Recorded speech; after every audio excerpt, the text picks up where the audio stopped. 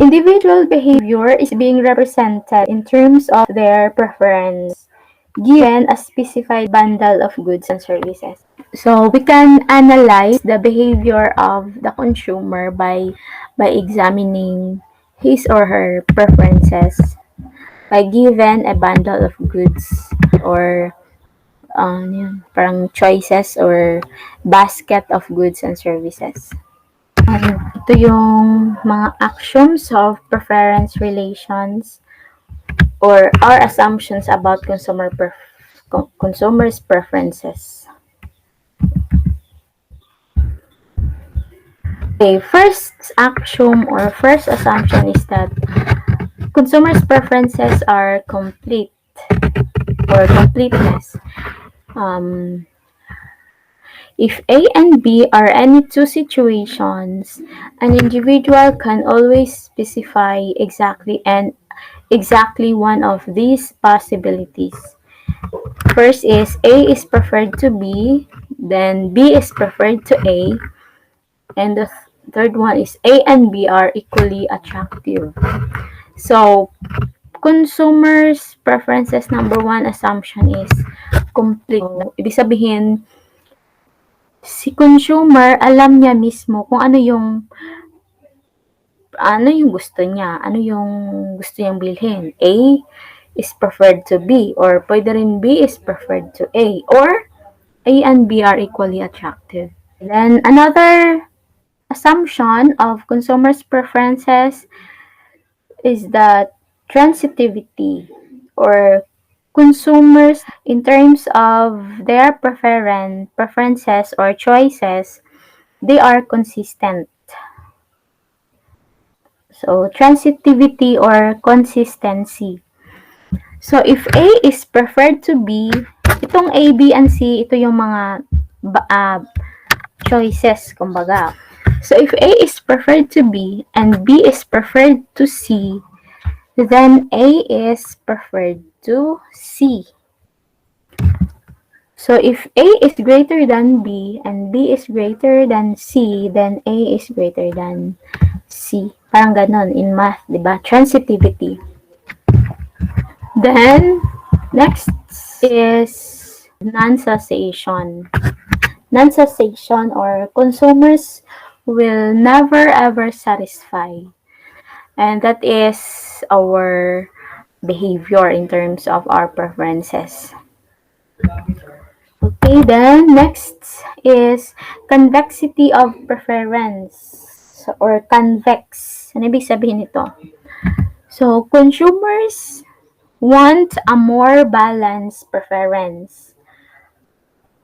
Convexity or balanced preference. Okay, for example, merong tatlong bundles of goods or baskets. Sa first basket, meron siyang 10 chocolates at saka isang ice cream. Sa second basket, merong 10 ice cream tas isang chocolate. Sa third basket, merong 5 chocolates and 5 ice cream.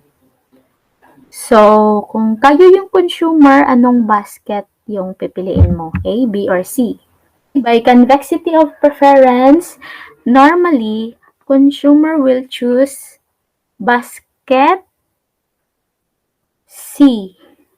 Why? Because basket C has more or the goods available in the basket C is more balanced. 5 chocolates and 5 ice cream. So, yun yung normal behavior of the consumer in terms of his or her preference. So, we want a more balanced preference. Okay, take note that completeness and transitivity assumptions are enough to say that a consumer is rational. Okay, we can represent our preferences using an indifference curve. Curve in econ, ibig sabihin a graph. So, ano itong indifference curve? It shows a set of consumption bundles among which The individual is indifferent. So, it's from the word indifferent. Ibig sabihin, the consumer derives the same level of satisfaction.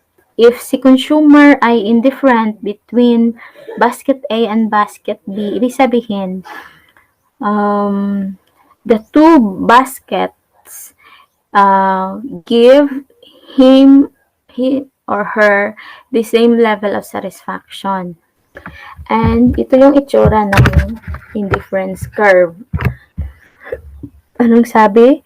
Any bundle, any basket of goods na nandito sa curve na to, okay, gives or provides the same level of satisfaction of the consumer. So, there are two goods here, quantity of X, quantity of Y, and quantity of X. X and Y, there are two goods. So, so the level of satisfaction at this bundle of X and Y, or ito siya na bundle of X and Y, gives the same level of satisfaction or happiness. Ibig sabihin, any bundle na nandito sa curve na to gives the same utility. So, yun yung idea ng indifference curve. How about if dito yung bundle?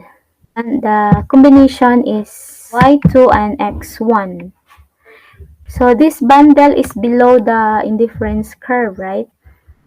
So, ibig sabihin, this bundle gives lesser happiness, lesser satisfaction, compare the bundle na nandito sa U1. So, combinations X1, so si X1 and Y1, so ito siya. And X2, Y2, this one, provide the same level of utility. Then, let's go now to properties of indifference curves. So, there are four properties of an indifference curve. So, there are three indifference curves, and it is now called an indifference map. So, kung isa lang, indifference curve. Pero kung in one diagram, tatlong curves, so that's called an indifference map. So, first property, sabi niya, an indifference curve which lies and above to the other represents preferred combination of commodities. So, for example, between U1 and U2, mas preferable yung combinations na meron kay U2 compare the combinations or bundles na meron kay U1. Similarly, the bundles or combinations of X and Y na makikita kay U3 are more preferable than the bundles located in U2 or U1. So, ibig sabihin, a higher indifference curve, which is U3, a higher indifference curve is preferable than the lower one. Consumers always prefer more of something to or than less of it. So, non-cessation assumption. So, parang fit siya dito sa property na to. Then, second property, indifference curves are negatively sloped. So, ICs are downward sloping. In most cases, consumer likes both goods. Diba? Thus, if the quantity of one good is reduced, the quantity of the other good must increase in order for the consumer to be equally happy. The only way for the consumer to increase the consumption of pizza is to decrease the consumption of ice cream for him to be on the same level of utility. So, ibig sabihin class, merong opportunity cost dito. So, the negative or the reason why ICs are downward sloping is because of the opportunity cost or the value of the foregone decision. So, for example, gusto mong dagdagan yung consumption mo ng ice cream by 5 cones.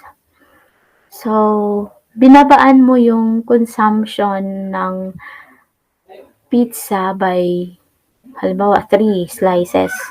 So, yung 3 is the opportunity costs of or 3 is the opportunity costs of consuming additional 5 units of ice cream.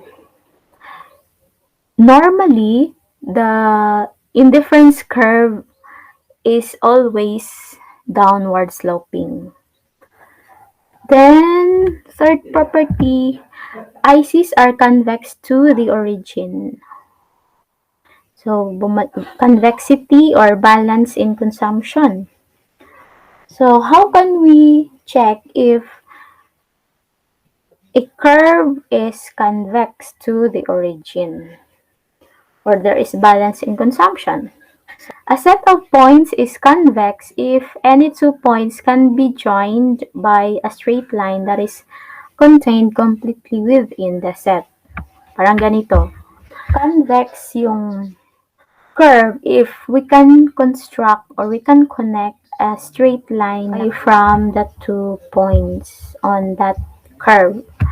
If the difference curve is convex, then the combination na this combination and this one, saan yan makikita? Ito siya, diba? x1 plus x2 divided by 2. This one. And y1 plus y2. So, this point.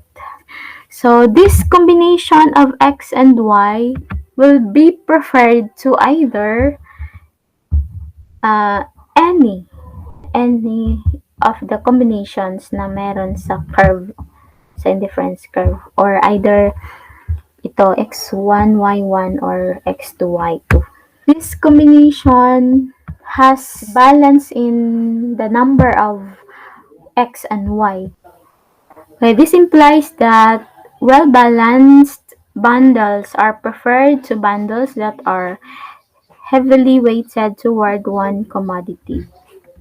Then, next property, ICs never intersect. Ibig sabihin, hindi pwedeng mag-cross ang dalawa or tatlong indifference curves. Why? Okay, recall, consumer always prefers more of both goods to less assumption. So, what will happen if yung dalawang ICs mag-cross? Para katulad ng nasa diagram. If ganito yung situation, the consumer is indifferent between C and B because they lie on the same curve. Similarly, the consumer also is indifferent between point C and point A kasi nasa same curve din sila at U1. So, it follows na since indifferent si consumer at points C and B, indifferent din siya at points B and A. Diba kung susundin natin yung transitivity assumption? But that is not the case. Kasi based sa, it is obvious sa diagram to na between B and A, mas madami yung quantities of x and y at point B than point A. So, hindi indifferent si consumer between B and A. Ibig sabihin, class, parang na-violate yung transitivity assumption natin in this diagram. By transitivity, if C and B ay indifferent si consumer and C and A indifferent din si consumer, dapat B and A indifferent din siya. But that is not the case. because consumer will only choose point B than point A. So, kaya hindi pwedeng mag-cross yung dalawang ICs. Okay, so yun yung explanation.